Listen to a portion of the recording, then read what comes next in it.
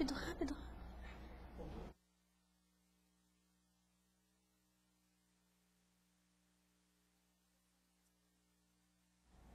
Pega o microfone.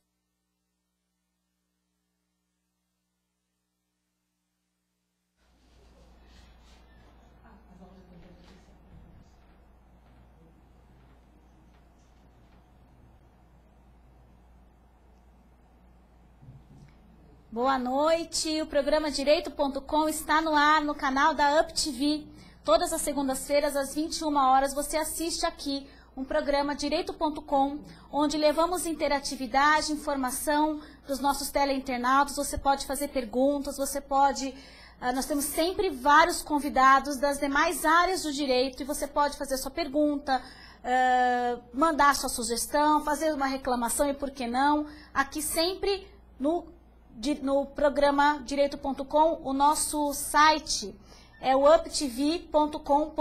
Se você quiser fazer pergunta, o tema hoje é especialíssimo, fazendo até um pleonasmo, porque o tema é aposentadoria especial. E quem vai falar sobre esse tema sou eu mesma.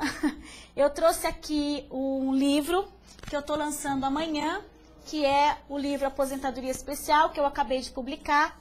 E como é um tema bastante interessante, eu resolvi fazer um programa voltado para a aposentadoria especial, de forma que o nosso teleinternauta pudesse entender o que é esse benefício, verificar se ele tem direito.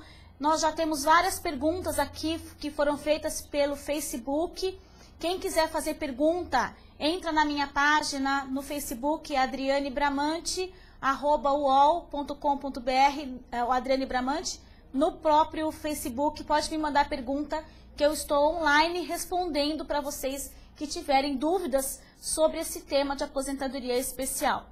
O nosso programa tem alguns parceiros, que é a Bramante Processos Previdenciários, a UpVision Salão e Spa, que é sempre responsável aí pelo meu visual. Nós temos também a UpTV, que é a nossa parceira, que é quem nos concede, a nossa emissora, a possibilidade de fazermos esse programa ao vivo, todas as 21 horas. A UpTV é uma emissora inédita, com muito poucas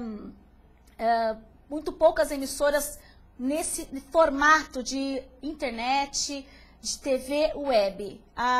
Essa emissora está localizada em Santo André, e vocês podem ter acesso sempre acessando o site uptv.com.br. Nós temos mais de 30 programas semanais e mais de 60 mil acessos nacionais e internacionais, porque a internet não tem fronteiras, você pode acessar de qualquer lugar do mundo em que você estiver, a qualquer hora do dia ou da noite. E se você perdeu o programa, você pode acessar pelo YouTube ou acessar a própria página da UpTV, para você ter acesso ao programa. Bom, o tema de hoje é aposentadoria especial. O que seria esse tema? O que é aposentadoria especial? Esse benefício, ele é um benefício previdenciário destinado aos trabalhadores que trabalharam expostos a agentes agressivos prejudiciais à saúde. Então, por exemplo, o segurado trabalhou exposto a um barulho excessivo, que a maioria dos casos, geralmente com exposição a ruído muito alto. Essas pessoas que trabalharam com nível de decibéis acima dos limites de tolerância têm direito a um benefício diferenciado, que é essa aposentadoria especial. Ela é concedida aos segurados que trabalharam expostos aos agentes agressivos por 15 anos, por 20 anos ou por 25 anos. Então, na verdade, nós temos 3 tipos de aposentadoria especial. A aposentadoria especial com 15, a aposentadoria especial com 20 e aquela com 25. A aposentadoria com 15 anos é uma exceção, porque ela só é concedida para os mineiros que trabalham permanentemente no subsolo. A aposentadoria especial aos 20 anos, ela é concedida somente àqueles que trabalham com asbestos, que é o amianto. Lembram daquelas empresas que trabalhavam com aquelas telhas, Eternite, Brasilite? São todas empresas que trabalhavam com o amianto. E para vocês terem uma ideia, vários países já aboliram o uso do amianto, mas o Brasil, infelizmente, ainda não aboliu, ainda continua trabalhando com essa matéria-prima, porque é uma matéria-prima barata. Já já a gente vai ver uma reportagem sobre esse assunto bastante interessante. Quem trabalha com amianto tem a direito à aposentadoria aos 20 anos. E quem trabalha com mineração, não o tempo todo no subsolo, mas trabalha nas rampas de superfície, tem direito à aposentadoria aos 20 anos também. Todo o restante, pessoal, ou seja, a regra geral é a aposentadoria aos 25 anos. Para ter direito a esse benefício, não é fácil. O benefício é extremamente complexo, extremamente difícil. O INSS não reconhece, na maioria das vezes, o direito a essa aposentadoria especial e o segurado acaba precisando recorrer à justiça para conseguir obter esse benefício, porque na via administrativa há vários empecilhos que não permitem que se reconheça esse benefício na prática. Essa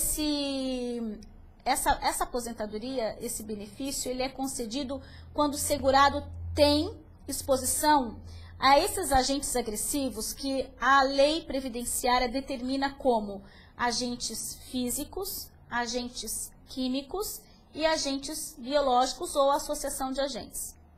Os agentes físicos são ruído acima hoje de 85 decibéis, calor acima dos limites de tolerância, radiações ionizantes, as pessoas que trabalham com raio-x, que trabalham naqueles hospitais tirando radiografia, os médicos, os radiografistas, né, que ficam fazendo esse tipo de trabalhos, enfermeiros, estão expostos a agentes biológicos também, alguns além do agente físico.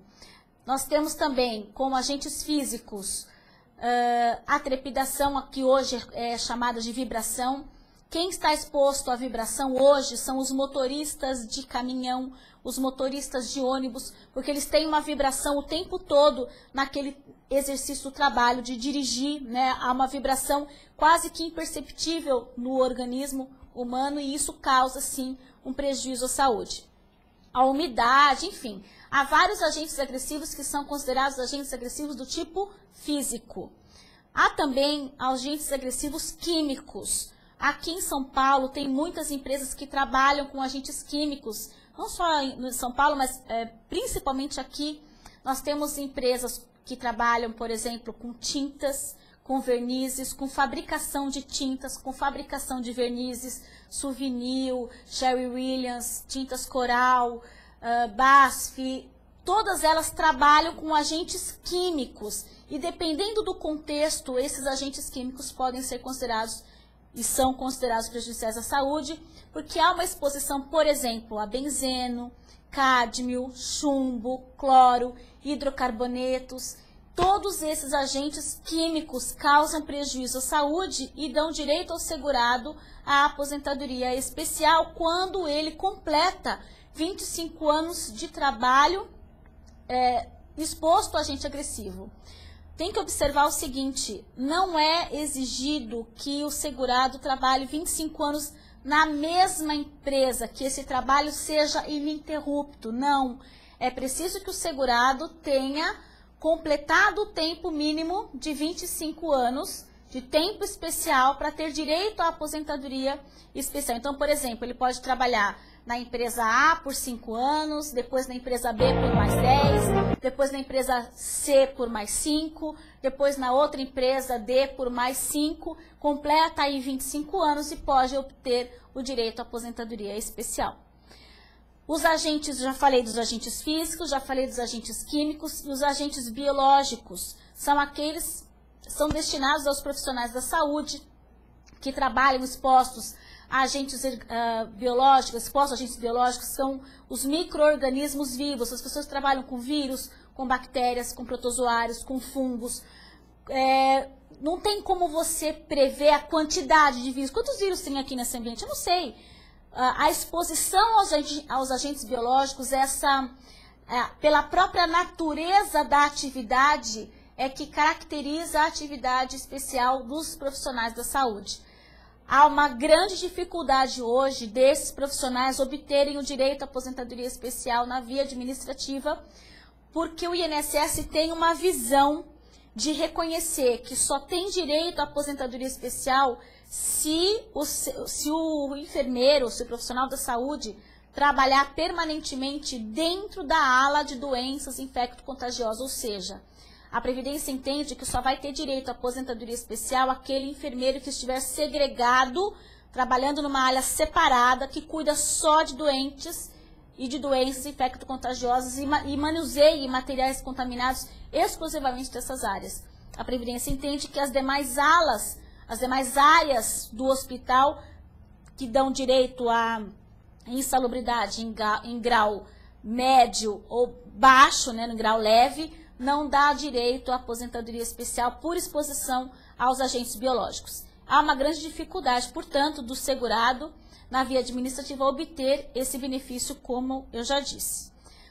Há uma outra categoria que são as associações de agentes, que na verdade são os mineiros, porque eles estão expostos a agentes físicos, químicos, biológicos, a um conjunto de agentes agressivos. E a esse conjunto de agentes, a essa associação de agentes, também é possível o direito à aposentadoria especial. E é nesse caso que nós temos o tempo menor, de 15 ou de 20 anos. O mais difícil hoje na aposentadoria especial é a comprovação. O segurado, para se aposentar por esse benefício, que eu considero o benefício mais vantajoso financeiramente, porque não aplica o fator previdenciário, o mais difícil é fazer a prova dessa atividade especial. Por quê? Porque não basta o segurado dizer que trabalhou exposto a agente agressivo, ele precisa comprovar. E é essa comprovação que fica difícil. As empresas fecharam, as empresas faliram, o segurado não sabe como conseguir a documentação, as empresas preenchem a documentação, mas preenchem a documentação errada, colocam no PPP informações que não... PPP, para quem não sabe, é Perfil Profissiográfico Previdenciário, que é o formulário atual. Colocam nesse formulário um ambiente de trabalho que não corresponde à realidade daquele trabalhador, e ele fica à mercê dessa informação, porque a empresa é que vai fornecer para ele a informação do ambiente de trabalho. Por outro lado, ele é a vítima, porque ele precisa desse documento, e a empresa não vai colocar que a realidade do ambiente de trabalho, porque ela também sofre ações temerárias. Ela é louca de falar que o EPI não é eficaz? Ela é louca? Não, claro que ela não vai colocar. Ela vai colocar que o EPI é eficaz, lógico. Porque se ela colocar que não é eficaz, ela vai sofrer ação de indenização, ação civil, ação penal, ação tributária, várias ações. Então ela vai responder sim que o ambiente é realmente prejudicial à saúde, que o ambiente é maravilhoso, que não tem agente agressivo, que o ambiente é lindo e que aquele trabalhador trabalha naquele ambiente sem ruído, que o EPI é eficaz, tudo. A gente nem tem acidentados hoje, né? A gente não é o campeão em acidente do trabalho. Então isso causa realmente uma grande dificuldade para o segurado fazer a prova dessa atividade especial. Por quê?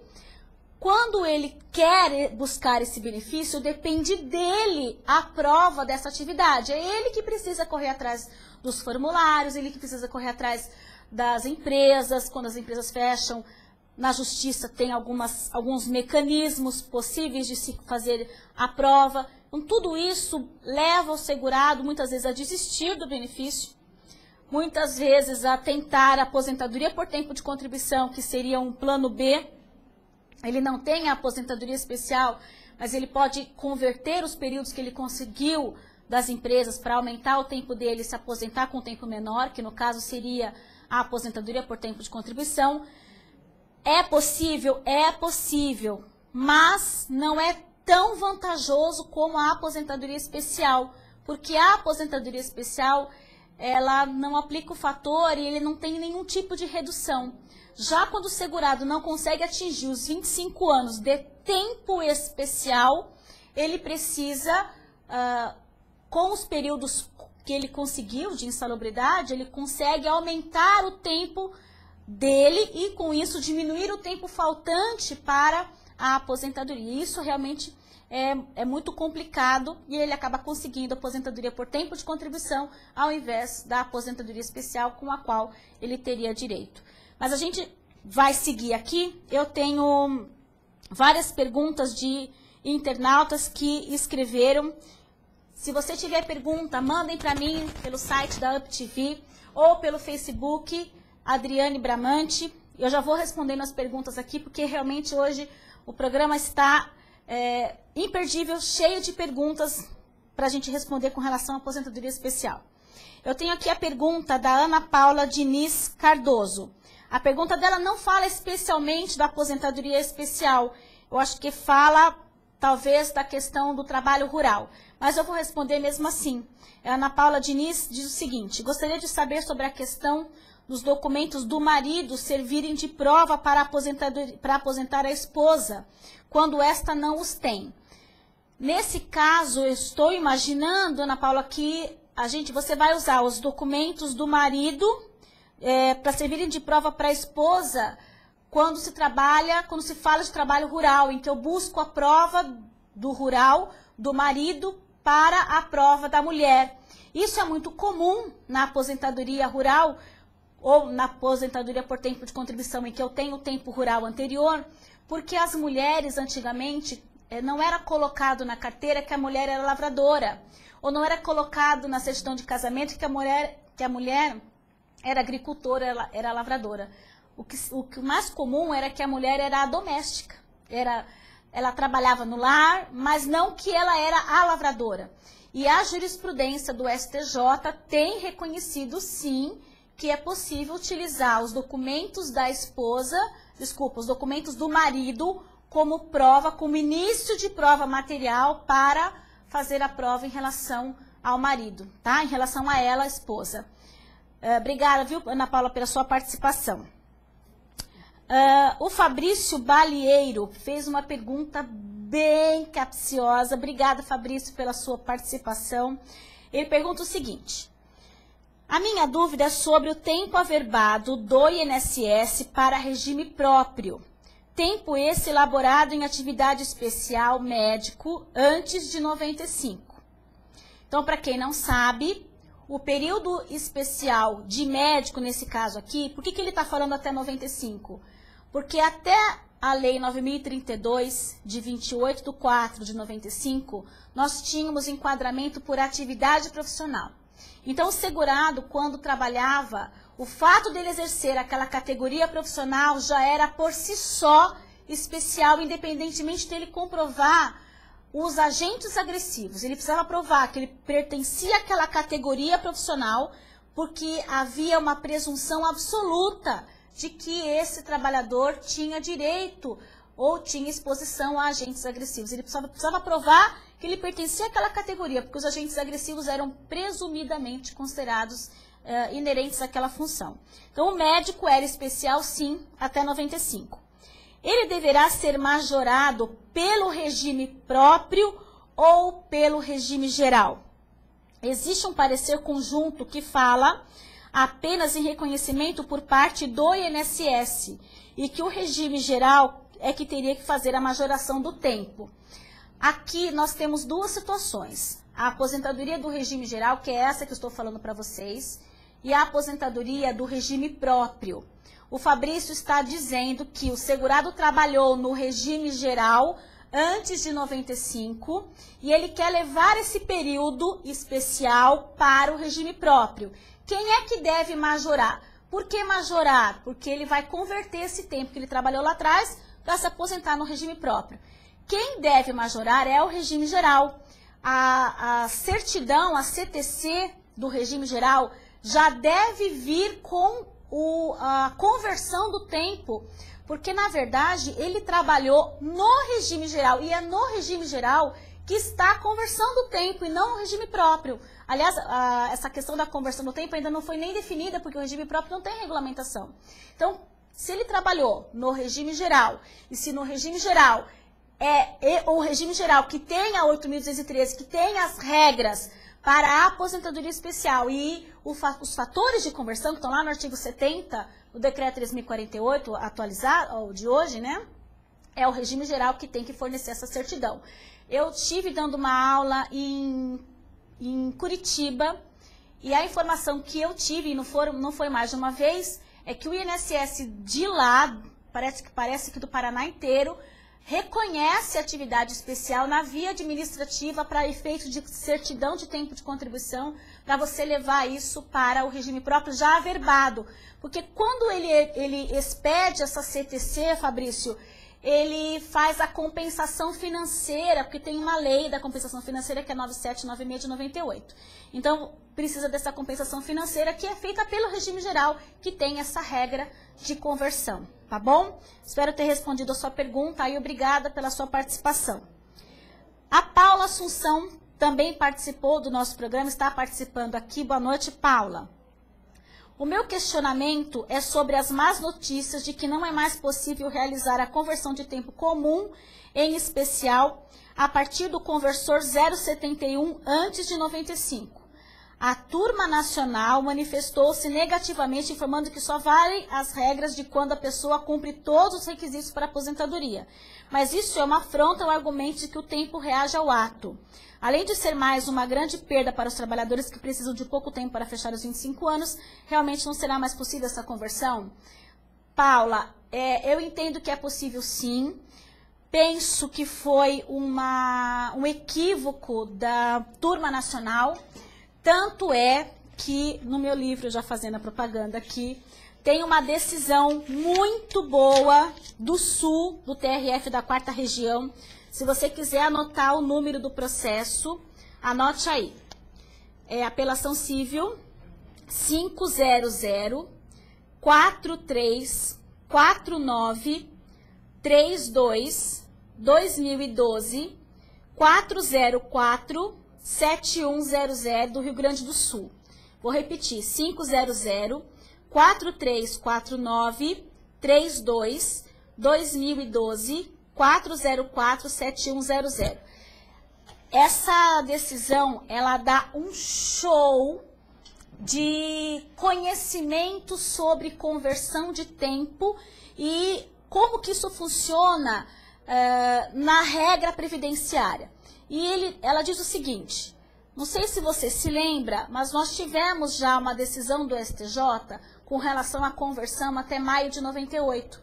Nós tivemos uma medida provisória, que é a medida provisória 1663, 10ª edição, que foi publicada dia 28 de maio de 98. E essa medida provisória, quando ela foi publicada, ela tinha a intenção expressa de revogar a conversão de tempo especial em tempo comum. Então, como havia essa história de converter tempo especial em comum só até 98, quando ela foi convertida na Lei 9.711, ela não trouxe essa conversão. Mas passou-se a entender que a conversão de tempo comum, especial em tempo comum, seria possível até a data da publicação da lei, da medida provisória. Então, seria até 28 de maio de 98. Tanto assim que a Turma Nacional publicou uma súmula, que foi a súmula 16, dizendo, olha, até 28 de maio de 98 pode converter. E de lá para cá, como mudou a regra, não pode mais. Ora, é a mesma coisa. Se até 95 eu tinha conversão, era possível converter, e de lá para cá não é possível converter eu buscando o benefício hoje, qual é a diferença entre aquela situação e essa situação? Então, nós tivemos, inclusive, um recurso repetitivo julgado no STJ, falando sobre essa matéria, que essa decisão fala sobre isso, e nós tivemos um outro recurso dizendo que o fator de conversão não aplica a tempo SES de acto, porque ele é uma regra matemática. O segurado que trabalhou naquela época, em que ele tinha o direito, a possibilidade de converter aquele período comum em tempo especial, isso integrou o patrimônio jurídico dele. Então, não há nada que se possa alterar isso que é direito adquirido do trabalhador. Então, há 2 recursos repetitivos no STJ.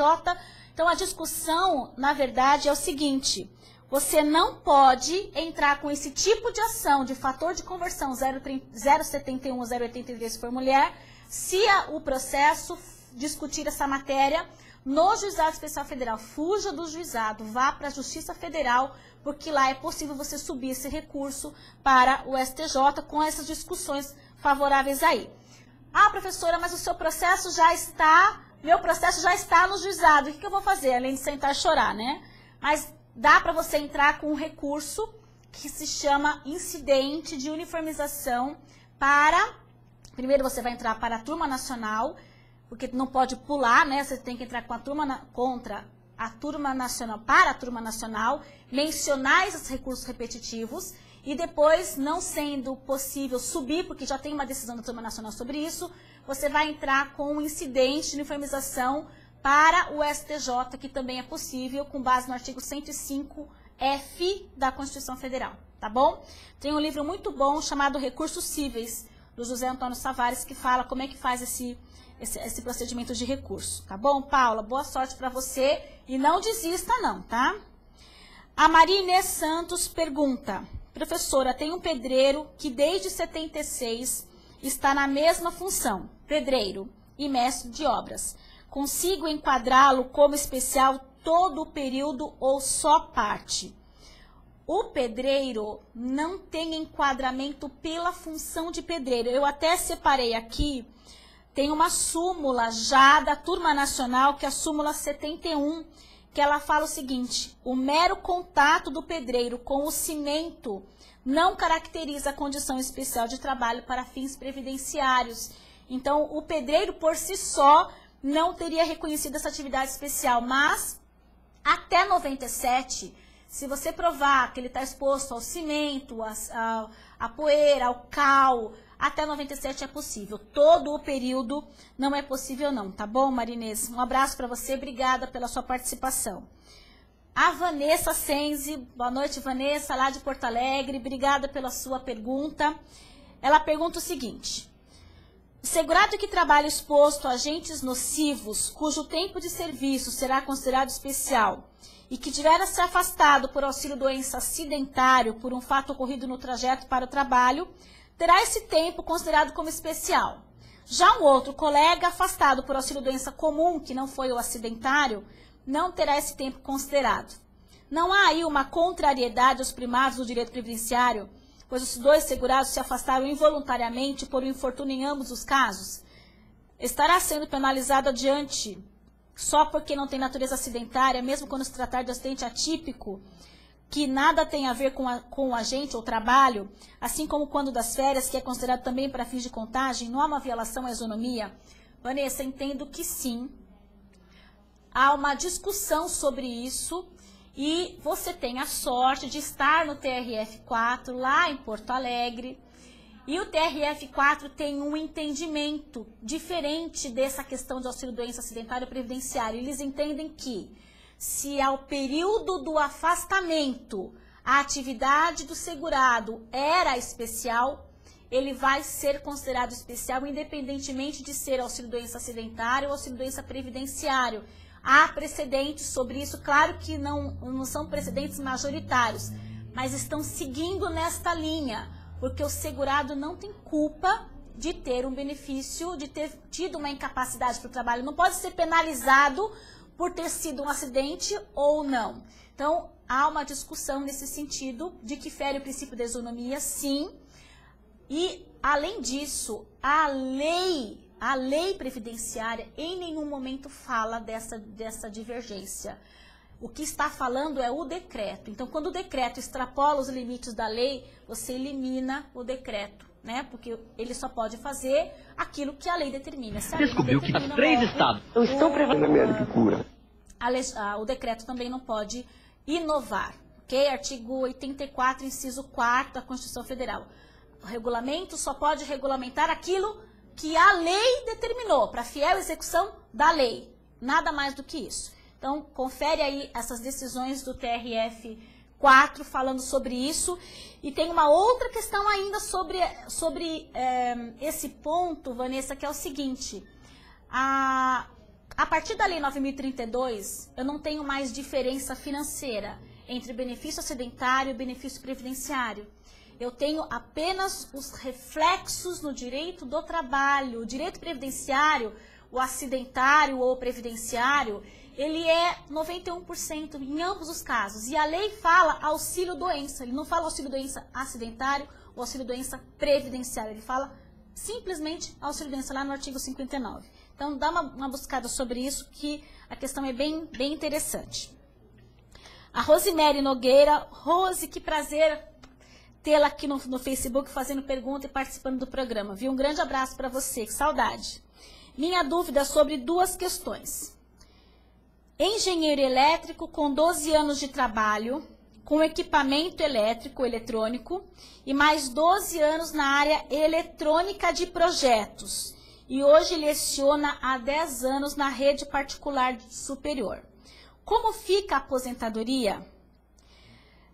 Bom, o eletricista, o eletricitário, é um outro ponto também que a Previdência Social, na via administrativa, não reconhece. Ela só reconhece agentes físicos, químicos, biológicos e associação de agentes. A eletricidade, a Previdência entende que não é mais considerada especial. Mas o STJ já decidiu agora neste ano, em junho de 2013, inclusive transitado em julgado, de que o eletricista tem direito sim à aposentadoria especial quando comprovado, através de laudo pericial ou mesmo de PPP, que ele estava exposto à tensão acima de 250 volts. Então, nesses primeiros 12 anos aí do engenheiro elétrico, se você provar que ele estava exposto a essa tensão acima de 250 volts, você pode conseguir o direito ao benefício. Há uma discussão, porque o engenheiro elétrico ele estava lá nas categorias profissionais, engenheiro químico, engenheiro de metalurgia e engenheiro elétrico. Mas há uma discussão de que o engenheiro elétrico teria saído desse decreto em 1981. Então, você vai discutir que o engenheiro elétrico está lá no decreto e que o decreto valeu até 95. Então, até 95, por ser engenheiro elétrico, entendo que caberia a atividade especial. De 95 para cá, você teria que provar a exposição à tensão acima de 250 volts, tá bom? Outra pergunta dela. Quem teve aposentadoria por invalidez por câncer e desaposentou-se após 17 anos de benefício, pode voltar a se aposentar por invalidez por outra enfermidade, enfisema pulmonar? Pode sim. Você precisa voltar a contribuir, óbvio, né? Não pode ter perdido a qualidade de segurado. Se a incapacidade aconteceu enquanto você estava, ou no período de graça, lá no artigo 15, ou no período de qualidade de segurado, você consegue sim o benefício, ainda que seja por outra doença, não tem problema nenhum, tá bom, Rose? Grande abraço para você, tá? A Paula Moura Leite. Oi, Paulinha, tudo bem? Vamos lá na sua pergunta. Minha dúvida é com relação à atividade especial exercida no regime próprio, técnico de laboratório, ao ser averbado tal tempo no regime geral. Não foi aceito como especial, não será, só na justiça. Apesar da apresentação do PPP devidamente preenchido pelo médico, vindo a INSS computar somente como tempo comum, é possível esse reconhecimento da atividade especial na via judicial? Possível total, Paula. Tem inclusive uma súmula, estou tentando descobrir aqui, ó. Não sei se é essa súmula, mas é sim. Súmula 66 da Turma Nacional. Não é bem essa, mas dá para enquadrar por analogia, tá? O servidor público ex-seletista que trabalhava sob condições especiais antes de migrar para o regime estatutário tem direito adquirido à conversão em tempo comum com o devido acréscimo para efeito de contagem no regime previdenciário próprio dos servidores públicos. Então, dá para enquadrar aqui por analogia, tá? É súmula 66 da Turma Nacional, tá bom, Paula? Pode sim, na justiça é possível, a gente tem reconhecido esse direito. Doutora, boa noite. Renato Comitri, boa noite, Renato. Em relação à mudança de 85 decibéis para 90 decibéis, novamente de 5 de março de 97, qual a opinião da doutora sobre a mudança da súmula 32 pela Turma Nacional? Na verdade, Renato, a gente sabia que essa súmula 32 não ia vingar. era uma coisa provisória porque ela estava batendo de frente com as decisões do STJ, que não mudou o entendimento. Para o STJ, a turma nacional, para o STJ, o princípio tempus regit actum é muito forte. E como eles entendem que o decreto de 97 determinava o ruído acima de 90 decibéis e que só o decreto de 2003 é que pôde reduzir para 85 decibéis, então na vigência do decreto 2172 eles entenderam que o nível de ruído era o acima de 90 decibéis. Mas eu tenho uma outra tese, que inclusive está no meu livro, que eu até recomendo que vocês estudem e batam nessa tecla. Qual é a tese? A tese é a seguinte: essa questão toda de legislação trabalhista veio com a Lei 9732, de 13 de dezembro de 98. Quando essa lei mudou lá no artigo 58, parágrafo 2º, dizendo que eu posso utilizar as normas, a legislação trabalhista no direito previdenciário, ela autoriza que eu utilize as normas trabalhistas. Quando a Lei 9732 autoriza usar a legislação trabalhista, eu não precisaria esperar o decreto 4882 em 2003, 5 anos depois, para regulamentar uma matéria que já poderia ter sido regulamentada com as próprias NRs. O que é NR? Norma regulamentadora. Então, se eu já tinha as normas regulamentadoras em vigor e a lei previdenciária passou a permitir que eu utilizasse essa regra, eu não precisaria do decreto para que ela entrasse em vigor. Ela já seria, a Lei 9732 seria auto-aplicável.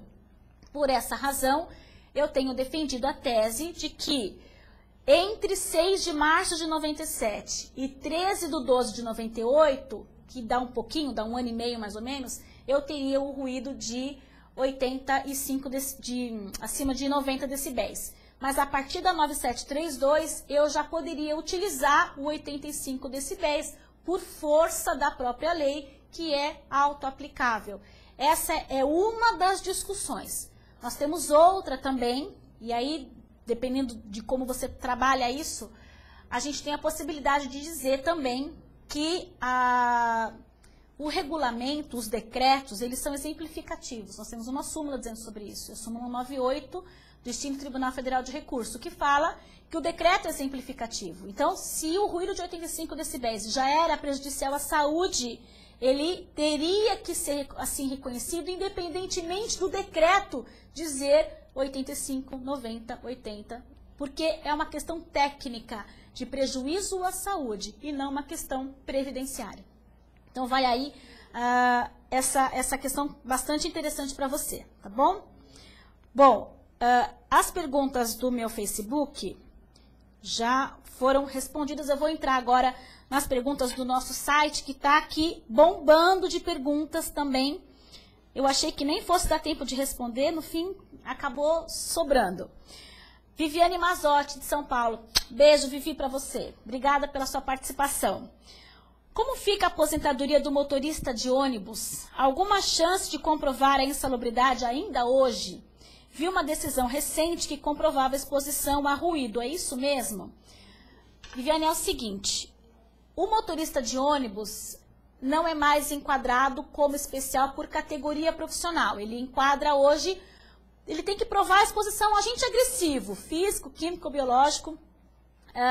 Há uma discussão de que ele pode enquadrar pelo ruído, sim, se tiver nível de ruído, mas a maioria dos ônibus hoje, as empresas não colocam o nível de ruído de acima de 85 decibéis, colocam abaixo. Então, o que acontece?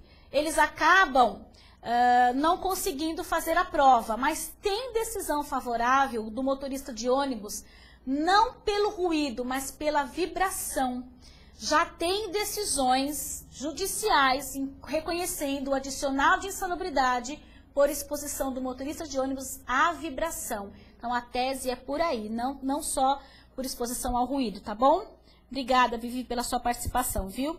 A Flávia, do Guarujá, pergunta que e os AEVPs também têm direito à concessão de aposentadoria. Quem é a AEVP? Aeroviário, será? Flávia, pergunta para mim de novo, me responde aqui que é o AEVPs, que eu não sei, tá? Essa sigla eu não desconheço, nunca vi. Se for os aeroviários, sim, eu entendo que sim. Mas me manda a pergunta de novo, por favor. A Simone Paiva, de Santo André. Em que consiste a aposentadoria especial? Simone, esse benefício é um benefício previdenciário que é concedido para quem trabalha exposto a agente agressivo prejudicial à saúde ou à integridade física. Tem que ter 15, 20 ou 25 anos de trabalho para ter direito a esse benefício. Tá bom, Simone? Obrigada pela sua participação. Um grande abraço para você. A Dalila Simão, de São Paulo, Amparo. Boa noite, Dalila. Qual a data de início da aposentadoria especial para o segurado? Essa é uma pergunta capciosa.